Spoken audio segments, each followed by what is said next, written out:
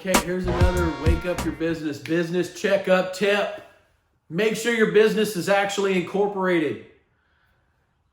You don't know how embarrassing it is or how valuable it could be when you're in the middle of a fight and you get to pull from the state comptroller's office and the Texas Secretary of State records showing that the corporation is out of business. It's been forfeited for failure to report.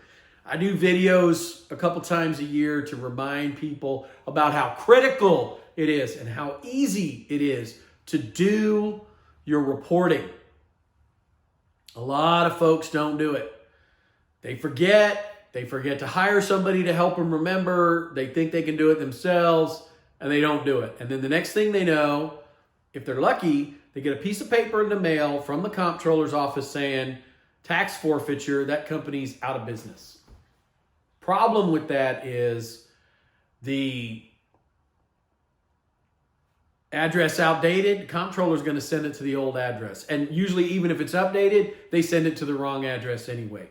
They're not the most efficient. They have thousands of these letters to get out, and they don't always check. They don't always check for the amended, updated addresses. So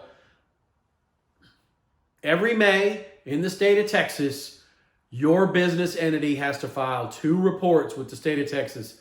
Franchise tax report, what was the gross income for the business? If it's over a certain threshold, I think it's around 1.2 million, there's going to be a franchise tax. If it's under that, which is most businesses in the state of Texas, you're going to file a no tax due report and a public information report where you disclose the managing members. And that's it, right? That is all that happens.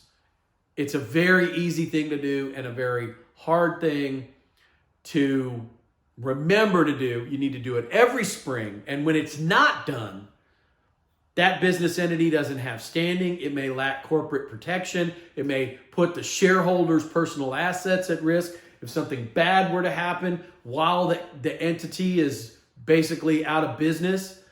You know, let's say you owe sales tax. Let's say you owe payroll tax. The business is technically out. It doesn't exist. You're still operating your restaurant, your bar, your law firm, whatever. You still have to pay payroll taxes, and maybe there's some issue with that during that 8-9 month period before you get it reinstated, and the government can say, ha ha ha, business owners, you're personally on the hook for the penalties for these tax issues because your business was out of business during that time period. So these are things, they're simple things, right? But make sure, check. Right? Check before you get into a lawsuit. Check at the beginning of every year. Make sure your business is still in good standing with the state of Texas. Log on to the comptroller's website. Find out if you're still in good standing. Or engage somebody to do it for you. A lot of CPAs do it. A lot of attorneys do it.